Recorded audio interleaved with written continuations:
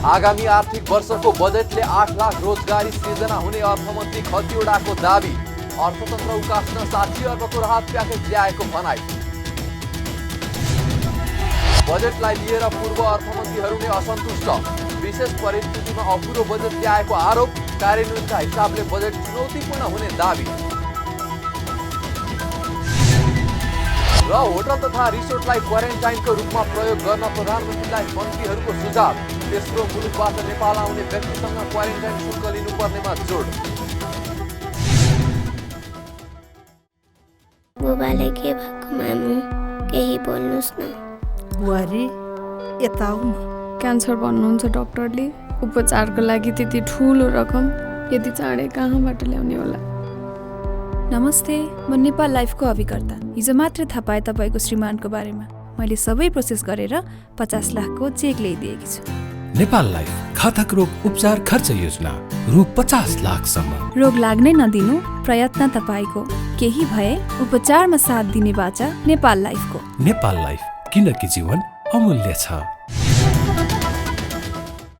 नमस्कार, कारोबार समाचारमा स्वागत छ। अब समाचार विस्तारमा। अर्थमन्त्री डाक्टर युवराज खतिवड़ाले आगामी आर्थिक वर्षको बजेटले करिब 8 लाख थप रोजगारी सृजना हुने दावी गर्नुभएको छ। अर्थमन्त्री खतिवड़ाले बजेट सार्वजनिक गरेको भोलिपल्ट पत्रकार सम्मेलन गरी रोजगारीका थप अवसरहरू सृजना गर्नेतर्फ बजेट केन्द्रित भएको बताउनु भएको छ। उहाँले कोरोनाका कारण स्वदेश र विदेशमा रहेका नागरिक समेतको रोजगारीमा असर पर्ने देखिएको मनन गर्दै करिब 8 लाख जनालाई थप रोजगारी सृजना गर्ने लक्ष्यका साथ बजेट विनियोजन गरेको बताउनुभयो। उहाँले प्रधानमन्त्री रोजगार कार्यक्रमको दायरा विस्तार गर्दै कम्तीमा 100 दिन रोजगारी बापतको पारिश्रमिक पाउने गरी आफ्नो गाउँ आफै बनाउको भावना अनुसार स्थानीय तहबाट सञ्चालन हुने विकास निर्माणको काममा परिचालन गरेर 2 लाख रोजगारी सृजना गर्ने, साना किसान कर्जा कार्यक्रमबाट 40,000लाई थप रोजगारी सृजना हुने बताउनुभयो। यस्तै प्राविधिक तथा व्यावसायिक शिक्षा एवं तालिम प्रदायक संस्थाको सुदृढीकरण गरी आगामी वर्ष 75,000 व्यक्तिलाई सिपमूलक तालिम प्रदान गर्ने लगायतका विभिन्न रोजगारी सृजना हुने शीर्षकमा बजेट छुट्याइएको पनि स्पष्ट पार्नुभयो। खास गरी अहिले प्रधानमन्त्री रोजगार कार्यक्रममा हामीले अलिकति परिमार्जन पनि गर्ने र परिमार्जन गरिरहँदाखेरि ठोस काम गर्ने र 100 दिनै काम गर्ने परिस्थिति सृजना गर्ने, स्थानीय विकास निर्माणमा चाहे ठुला हुन् या साना हुन् सबै प्रकारका चाहिँ आयोजनाहरूमा र आफ्नो गाउँ आफै बनाउको मोडलमा जनपरिचालन र श्रमशक्ति दुइटै परिचालन गरेर जनप्रतिनिधिहरू समेत लागेर यो चाहिँ विकासको प्रक्रियालाई अघि जाने, त्यो भनेको फेरि स्थानीय साना मसिना कामहरू नै हुन्छन्। यी सबैमा हामीले 2 लाख रोजगारीको कुरा गरेका छौँ। साना किसान कर्जा कार्यक्रम छ। साना किसान विकास बैंक मार्फत सहकारीहरूलाई दिइने कर्जा हो यो। एसियाली विकास बैंकले दिएको ऋणलाई हामीले अनलेन्डिङ गरेको हौँ साना किसान विकास बैंकलाई र त्यहाँ करिब 3 अर्ब 60 करोड बजेट विनियोजन हुँदा करिब 40,000ले थप रोजगारी पाउँछन्। युवा स्वरोजगार कर्जाको थप प्रवाहबाट 12,000ले रोजगारी पाउँछन्। अनि गरिबका लागि लघु उद्यम लगायतको उद्योग क्षेत्रका कार्यक्रम उद्योग मन्त्रालयले सञ्चालन गर्छ। त्यसमा करिब 1,30,000 मान्छेले रोजगारी पाउँछन्। वन पैदावारमा आधारित रोजगारी कार्यक्रमबाट अर्को 30,000ले रोजगारी पाउँछन् र गरिबी निवारण कोषको करिब 19 अर्ब रुपियाँ निष्क्रिय बसेको छ। 32,000 भन्दा बढी सामुदायिक संस्थाहरू छन्। त्यो पैसा सामुदायिक संस्थाहरूले सहकारीको माध्यमबाट परिचालन गरेर स्थानीय विकास निर्माण र स्थानीय उत्पादन कार्यमा लगाउनु भयो भने करिब 1.5 लाख रोजगारी त्यहाँबाट सृजना हुन्छ। र यो प्राविधिक र व्यावसायिक शिक्षा तालिम जो श्रम बजारसँग जोडेर गरिन्छ, नयाँ सिप सिकेका व्यक्तिहरू श्रम बजारमा आउँछन्, त्यसबाट करिब 50,000 थप रोजगारी सृजना हुन्छ। र हामीले प्रदान गर्ने अरू छोटो अवधिका सिपमूलक तालिमहरू, कतिपय तालिमहरू उद्योगबाट हुन्छन्, कति श्रमबाट हुन्छन्, कति सिटिभिटीबाट हुन्छन् र कति श्रमबाट पनि हुन्छन्। यी सबै जोड्दाखेरि छोटो अवधिको तालिमबाट पनि घटीमा 50,000 र अहिले 50 करोड पुँजीबाट नवप्रवर्तन सुरुवाती पुँजी भनेर च्यालेन्ज फन्डको व्यवस्था गरेका छौँ। त्यो पुँजी परिचालन गर्नुभयो भने करिब 2,000 त्यहाँ पनि रोजगारी सृजना हुन्छ। र यसरी अब सहुलियतपूर्ण कर्जा कार्यक्रमबाट त मैले अघि भनिहालेँ, त्यो अत्यन्त ठुलो अनुपातमा त्यो जाँदा र राष्ट्र ब्याङ्कबाट लघु वित्त लगायतका अरू कार्यक्रमहरूबाट जाँदाखेरि 7-8 लाख रोजगारी घटीमा सिर्जना गर्नुपर्छ र रोजगारी सिर्जना गर्नु अहिलेको बजेटको पहिलो दायित्व हो। अर्थमन्त्री खतिवडाले कोरोनाको प्रभाव परेको अर्थतन्त्र उकास्न सरकारले 55 देखि 60 अर्ब रुपैयाँको प्याकेज ल्याएको पनि बताउनु भएको छ। उहाँले सरकारले विद्युतमा 8 अर्बको राहत दिएको जानकारी दिँदै ब्याज अनुदानबाट 20 अर्ब रुपैयाँको राहत दिएको बताउनुभयो। यस्तै सामाजिक सुरक्षा कोषमा दर्ता भएका रोजगारदाता र श्रमिकले तिर्नुपर्ने रकम लकडाउन अवधिभर सरकारले तिर्ने र यसको लागि 1.5 अर्ब रुपैयाँको राहत दिएको तथा वायु सेवा कम्पनीहरूलाई विभिन्न क्षेत्रमा दिएको छुट झण्डै 1.25 अर्ब दिएको पनि बताउनुभयो। विद्युत महसुलमा छुट दिएका छौँ। 10 युनिटसम्मलाई निःशुल्क, त्यसपछि 150 युनिटसम्म उपभोग गर्नेलाई 25%, 250सम्म उपभोग गर्नेलाई 15%, त्यसपछि विद्युतको डिमान्ड शुल्कहरू मिना गर्ने, सिँचाइ र खानेपानीलाई विद्युत महसुल नै 50% गर्ने, यी सबै कुराहरूले गर्दाखेरि झन्डै 8 अर्ब रुपियाँको छुट त विद्युतमा मात्रै पाउन सक्ने स्थिति हुन्छ। त्यसपछि सरकारले अलिकति हवाई सेवामा परेको असरलाई पनि हेरेको छ। त्यो हेर्ने क्रममा वायु सेवा कम्पनीहरूलाई विभिन्न किसिमको छुट दिने, दस्तुरहरूमा छुट दिने र हवाई इन्धनमा लागिरहेको पूर्वाधार कर पनि नलिने भनेर भनेका छौँ। यसबाट हामीलाई करिब 1.25 अर्बको चाहिँ योगदान वायु सेवा कम्पनीहरूलाई पुग्ने स्थिति छ। सरकारले सङ्गठित संस्थाहरू जसले सामाजिक सुरक्षा कोषमा रकम जम्मा गर्छन् त्यस्तोलाई अहिले लकडाउनको अवधिभर हामीले चाहिँ रोजगारदाताको र श्रमिक दुइटैको सामाजिक सुरक्षाको योगदान हामी हालिदिन्थ्यौँ भनेका छौँ। त्यसलाई हामीले निरन्तरता दिएका छौँ। त्यस बापत पनि करिब 1.25 अर्ब रुपियाँ हाम्रो त्यहाँनिर खर्च हुन्छ। त्यसपछि यो सहुलियतपूर्ण कर्जा कार्यक्रम भनेर अहिले अर्थ मन्त्रालयले नेपाल राष्ट्र ब्याङ्क मार्फत चलाइरहेको कार्यक्रम, जसमा 5% ब्याज दरमा कर्जा उपलब्ध गराउने भनिएको छ। बजारको ब्याज दर 11-12% छ, तर हामीले 5% को ब्याज दरमा त्यो उपलब्ध गराइरहँदा ब्याङ्कहरूलाई अनुदान दिनुपर्ने हुन्छ। त्यो बापत नै करिब हाम्रो चाहिँ 14 अर्ब रुपियाँ त्यहाँ खर्च हुन्छ। त्यो रकमभित्र चाहिँ कतिपय यही कर्जाको सहुलियतपूर्ण कर्जासँग जोडिएको बिमाको रकम पनि पर्छ। त्यसपछि नेपाल राष्ट्र ब्याङ्कले आफैले 1 खर्बको पुनर्कर्जा सुविधा भनेको छ र त्यो पुनर्कर्जा सुविधा बजारको ब्याज दर र पुनर्कर्जा उपलब्ध हुने ब्याज दरको फरक हेर्ने हो भने झन्डै 20 अर्बको प्याकेज चाहिँ नेपाल राष्ट्र ब्याङ्क मार्फतै परिचालित हुने अवस्था छ। त्यसै गरी करका सन्दर्भमा पनि यो विभिन्न कर छुट सहुलियतहरू हामीले बजेटमा प्रस्ताव गरेका छौँ र यस अघि पनि छुटहरू दिएका छौँ। त्यसबाट करिब 6.5 अर्ब रुपियाँ कर छुटको माध्यमबाट चाहिँ राहत मिल्ने स्थिति छ। र तपाईँहरूलाई थाहा छँदैछ हामीले खाद्यान्नहरूको बिक्री वितरणमा 10% छुट दिने भनेका छौँ। त्यसको बिक्री पनि बढिरहेको छ र अहिले चाहिँ सहुलियत पसलहरू हामी विस्तार गर्ने कुरा गरिरहेका छौँ। यो सबै गर्दाखेरि 50 करोडभन्दा बढी त्यसमा खर्च हुने स्थिति मैले देखिरहेको छु। यसरी समग्रमा हेर्ने हो भने हाम्रो चाहिँ झन्डै 55 देखि 60 अर्ब रुपियाँ त हामीले यो राहतको रूपमा खर्च गर्नु परेको छ।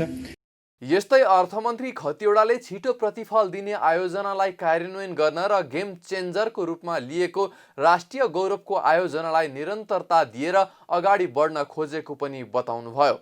उहाँले चालु आर्थिक वर्षको तुलनामा आगामी वर्षको बजेट करिब 4% कम आकारको ल्याएको बताउँदै यो आवश्यकता भएको पनि बताउनु भएको छ।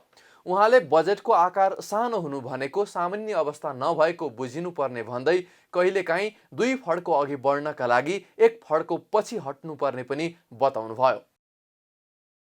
सरकारले आगामी आर्थिक वर्षको बजेट मार्फत 1 दर्जन बढी वस्तुमा अन्त शुल्क घटाएको छ भने केहीको सामान्य कर वृद्धि गरेको छ।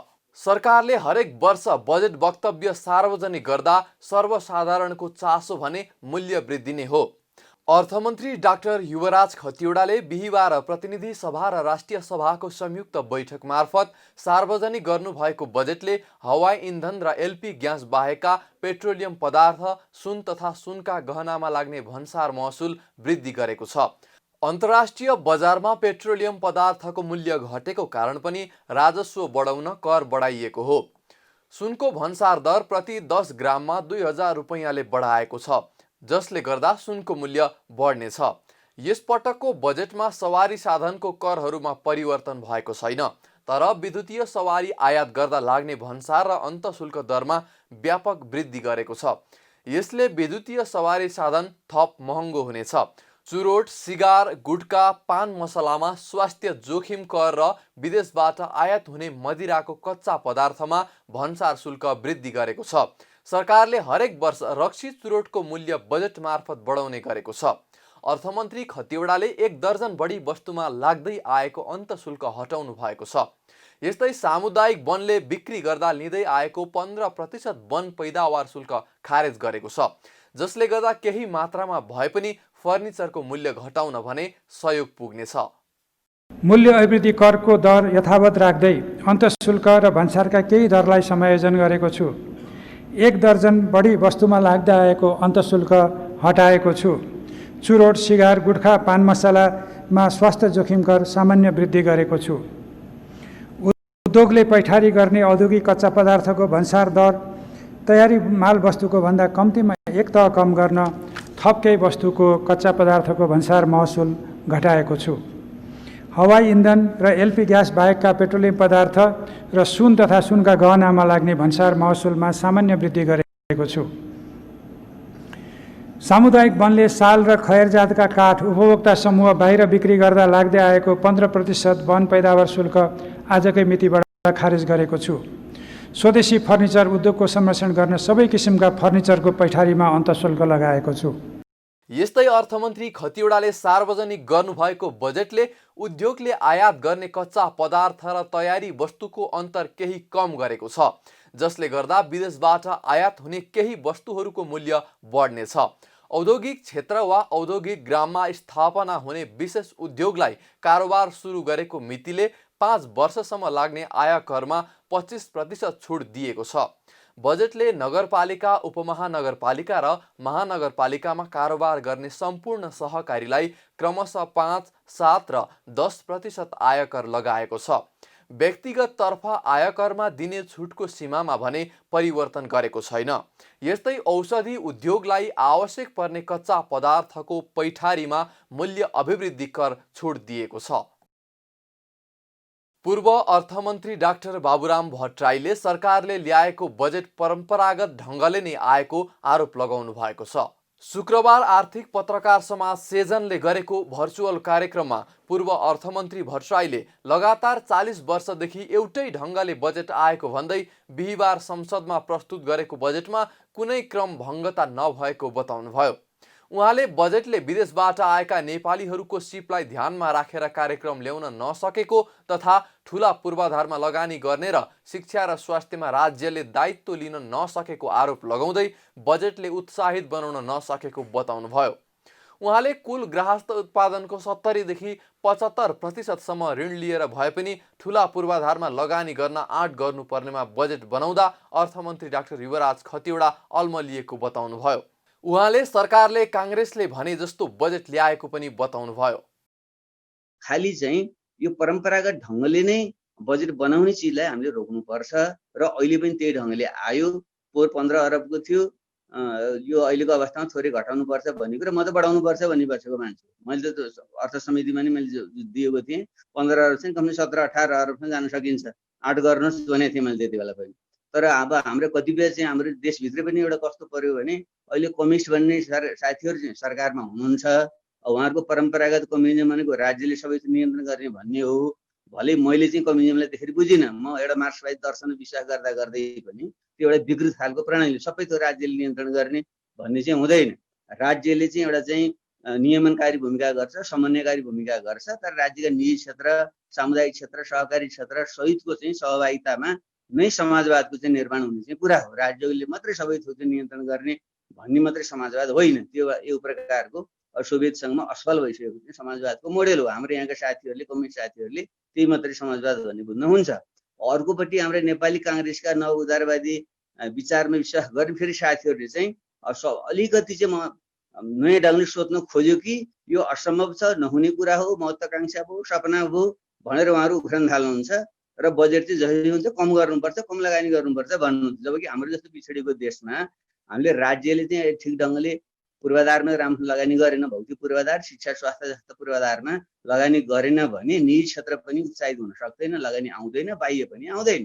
त्यसैले हामीले ठुला पूर्वाधारमा लगानी गर्नै पर्छ र शिक्षा क्षेत्रमा चाहिँ, शिक्षा र स्वास्थ्यमा चाहिँ राज्यले दायित्व लिनै पर्छ। त्यसो गर्दाखेरि चाहिँ बजेटको आकार स्वतः नै अलिकति बढाउनु पर्ने हुन्छ। त्यसमा अब हाम्रो काङ्ग्रेस साथीहरू जहिलेसुकै खुम्चेर कम गर्नुपर्छ मन्त्री जुन भन्नुहुन्छ, त्यसैले म यी दुईटै दृष्टिकोणमा चाहिँ अब हाम्रो अर्थमन्त्री त्यहाँ अल्मलिए जस्तो म देख्छु। कार्यक्रममा पूर्व अर्थमन्त्री तथा नेकपाका नेता सुरेन्द्र पाण्डेले आगामी आर्थिक वर्षको लागि सरकारले ल्याएको बजेट यथार्थपरक रहेको भए पनि आर्थिक वृद्धि दरको लक्ष्य भने चुनौतीपूर्ण रहेको बताउनुभयो। उहाँले चालु खर्च सरकारले घटाउन नसकेको र चालु खर्चका लागि नै ऋण लिनुपर्ने अवस्था गलत भएको टिप्पणी गर्दै बजेट कार्यान्वयन निकै चुनौतीपूर्ण रहेको समेत बताउनुभयो। बजेटमा सामान्यतया के देखिन्छ भने 65% जस्तो आन्तरिक स्रोत, 35% जस्तो बाह्य स्रोतमा आधारित भएर बजेट निर्माण हुन्छ। तर आर्थिक वर्षको अन्तमा पुग्दा एक्ज्याक्ट खर्चमा जाँदा 80 आन्तरिक स्रोत र 20 बाह्य स्रोतमा चाहिँ सीमित हुने गरेको छ। त्यसो हुने बित्तिकै बाह्य स्रोतका उल्लेखित गरेका पैसाहरू नआउने सम्भावना बढी हुन्छ। त्यसो हुने बित्तिकै त्यो पनि ऋणको पैसा, त्यसमा अनेक शर्तहरू हुन्छन्। 279 अरब यो नआउने स्थिति हुँदाखेरिमा यसले कतातिर जान सक्दछ भन्दा पुँजीगत खर्च जो घटाउँदिन भनेर सरकारले भनिरहेको छ, पुँजीगत खर्चमा चाप पर्ने र बाह्य सहायता नआउँदाखेरिमा पुँजीगत खर्च नहुने र पुँजीगत खर्च नहुँदाखेरिमा रोजगारी र यो आर्थिक वृद्धिलाई चाहिँ प्रत्यक्ष रूपले चाहिँ के भने नोक्सानी गर्ने स्थिति आउँछ। आर्थिक विस्तारका लागि पनि यसले चाहिँ गर्न दिँदैन। आर्थिक विस्तारमा चाहिँ सङ्कुचन आउने त्यो स्थिति देखा पर्छ। र अर्को चाहिँ यो आन्तरिक ऋण चाहिँ यदि राजस्व उठेन भने अहिले मैले खर्च गर्दिनँ भने नि वर्षको अन्तमा दबाब पर्यो भनेदेखि चालु खर्च पनि त्यसैबाट ल्याएर चाहिँ धान्नुपर्ने स्थिति आयो भने हामीले लक्ष्य गरेको यो 7% को वृद्धि दरलाई चाहिँ धेरै नै चुनौती छ। कार्यक्रममा पूर्व अर्थमन्त्री तथा नेपाली काङ्ग्रेसका नेता डाक्टर रामशरण महतले बजेट प्रचारात्मक र आश्वासनले भरिपूर्ण रहेको आरोप लगाउनुभयो। उहाँले स्वास्थ्य, रोजगारी र कृषिको क्षेत्रका लागि राम्रो बजेट विनियोजन गरे पनि नचाहिने आयोजनाहरूमा पनि बजेट विनियोजन गरेर प्रचारमुखी हुन खोजेको र आश्वासनले भरिपूर्ण भएको आरोप लगाउनुभयो। होटल तथा रिसोर्टलाई क्वारेन्टाइनको रूपमा प्रयोग गर्न सुझाव सहित स्वास्थ्य तथा जनसङ्ख्या राज्यमन्त्री र शहरी विकास राज्यमन्त्रीले प्रधानमन्त्री तथा मन्त्री परिषदको कार्यालयलाई प्रतिवेदन बुझाएका छन्। स्वास्थ्य राज्यमन्त्री नवराज रावत र शहरी विकास राज्यमन्त्री रामवीर मानन्दरले देशभरमा व्यवस्था गरिएका क्वारेन्टाइन विश्व स्वास्थ्य सङ्गठनको मापदण्ड अनुरूप निर्धारण गर्नुपर्ने निष्कर्ष सहित 9 बुँदे सुझाव सहितको प्रतिवेदन मन्त्री परिषदको कार्यालयलाई बुझाएका हुन्। शुक्रबार शहरी विकास मन्त्रालयमा पत्रकार सम्मेलन गरी उक्त प्रतिवेदन सार्वजनिक गरिएको हो। प्रधानमन्त्री कार्यालयमा बुझाइएको प्रतिवेदनमा मापदण्ड अनुरूपको क्वारेन्टाइन निर्माण गर्न नसके होटल, रिसोर्ट लगायत लजिस्टिक पूर्वाधार र सेवा सुविधाहरू भएका भवनमा बस्ने व्यवस्था गर्नुपर्ने, क्वारेन्टाइन स्थलमा आधारभूत व्यवस्थापन अनिवार्य गर्नुपर्ने र मनोरञ्जनात्मक सामग्रीको अलावा इन्टरनेटको सुविधा व्यवस्था गर्नुपर्ने उल्लेख छ। यस्तै व्यक्तिको आर्थिक क्षमताका आधारमा स्वैच्छिक रूपमा विश्व स्वास्थ्य सङ्गठनको मापदण्ड अनुरूपका होटल, रिसोर्ट लगायतका भवनमा बस्न दिन पनि सुझाव दिएको छ। विशेष गरेर यो भारतबाट आउनेहरूलाई चाहिँ अहिले तपाईँले देख्नुभएको क्वारेन्टाइन मलाई लाग्छ अहिले लामखुट्टे पनि लागिरहेछ, हावा पनि चलिरहेछ, अहिले पानी पनि पर्छ र भ्यालुतो सर्पदेखि लिएर सबैको डर चाहिँ छ। जुन क्वारेन्टाइनहरूले बनाउने चाहिँ कोसिस गरेको छ त्यो क्वारेन्टाइनको भावनासँग म चाहिँ अलिकति चाहिँ मेरो मत चाहिँ फरक भएकोले यो क्वारेन्टाइनको चाहिँ व्यवस्थापनलाई कमसेकम पनि रहिरहेको आफ्नै गाउँ, वडा, टोल, छिमेकीमा रहेका होटल र रिसोर्टहरू र लजहरू चलाउनुपर्छ। यी मानसिकताले चाहिँ मैले प्रतिवेदनमा चाहिँ उल्लेख गरेका छौँ।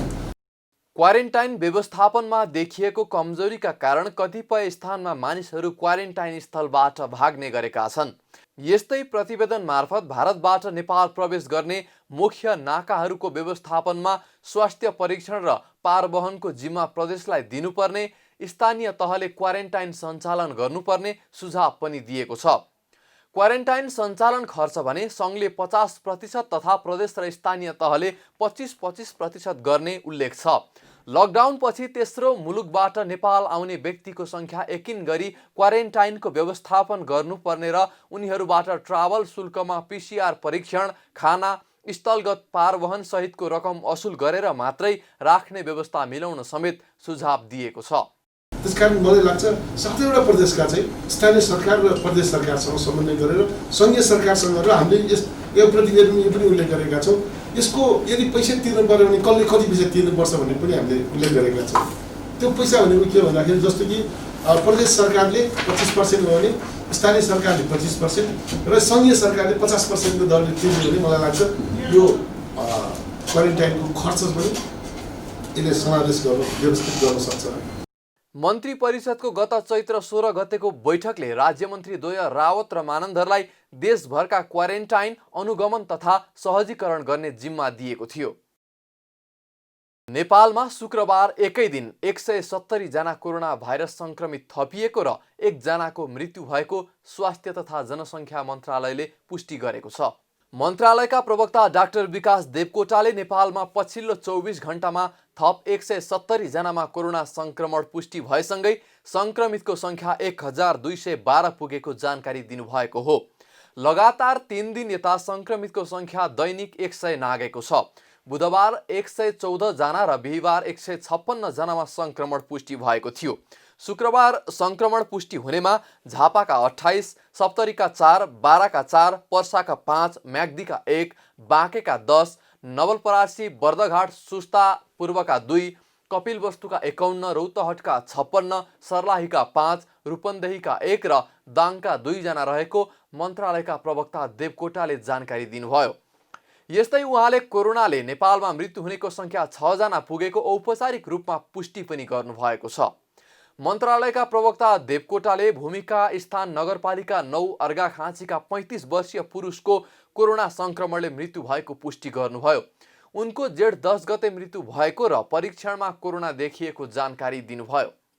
संक्रमित व्यक्तिहरूको विवरण दिन चाहन्छु।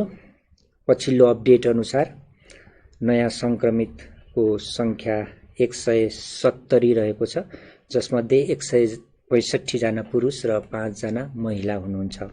यसरी कुल संक्रमित हुनेको संख्या 1212 पुगेको छ, जसमध्ये 1103 जना पुरुष र 109 जना महिला हुनुहुन्छ।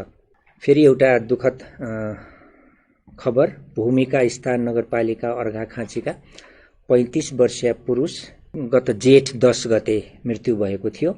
उहाँ भारतमा काम गर्नुहुन्थ्यो र आउने क्रममा उहाँको मृत्यु भएको हो।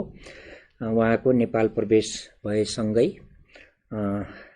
स्याम्पल लिएको थियो जेठको 11 गते नै, र हिजो मात्र पोजिटिभ आएसँगै उहाँलाई संक्रमित भएको व्यक्तिको मृत्युसँग हामीले जोड्दा जम्मा 6 जनाको हालसम्म यो संक्रमणबाट मृत्यु भएको छ। हालसम्म संक्रमण पुष्टि भएका मध्ये यो संख्या सहित सिन्धुपाल्चोकमा 1 र बाँकेमा 1, गुल्मीमा 1, ललितपुरमा 1 र बारामा 1 गरी मृत्यु हुनेको संख्या 6 पुगेको छ। संक्रमित मध्ये हालसम्म 206 जना निको भएर घर फर्किसकेका छन्। पछिल्लो 24 घण्टामा 19 जना डिस्चार्ज भएका हुन्। मन्त्रालयका अनुसार शुक्रबारसम्म मुलुकभर क्वारेन्टाइनमा 79,336 जना रहेको तथा आइसोलेसनमा 1000 जना रहेका छन्। कारोबार समाचारमा अब सुन चाँदी र तरकारीको थोक मूल्य तथा विदेशी विनिमय दर सम्बन्धी जानकारी।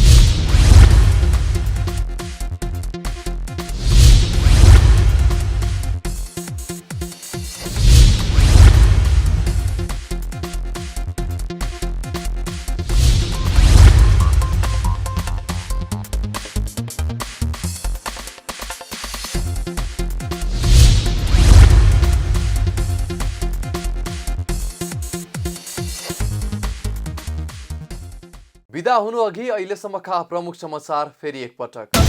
आगामी आर्थिक वर्षको बजेटले 8 लाख रोजगारी सृजना हुने अर्थमन्त्री खतिवडाको दाबी। अर्थतन्त्र उकास्न 60 अर्बको राहत प्याकेज ल्याएको भनाई। बजेटलाई लिएर पूर्व अर्थमन्त्रीहरू नै असन्तुष्ट। विशेष परिस्थितिमा अपुरो बजेट ल्याएको आरोप। कार्यान्वयनका हिसाबले बजेट चुनौतीपूर्ण हुने दाबी। र होटल तथा रिसोर्टलाई क्वारेन्टाइनको रूपमा प्रयोग गर्न प्रधानमन्त्रीलाई मन्त्रीहरूको सुझाव। तेस्रो मुलुकबाट नेपाल आउने व्यक्तिसँग क्वारेन्टाइन शुल्क लिनुपर्नेमा जोड।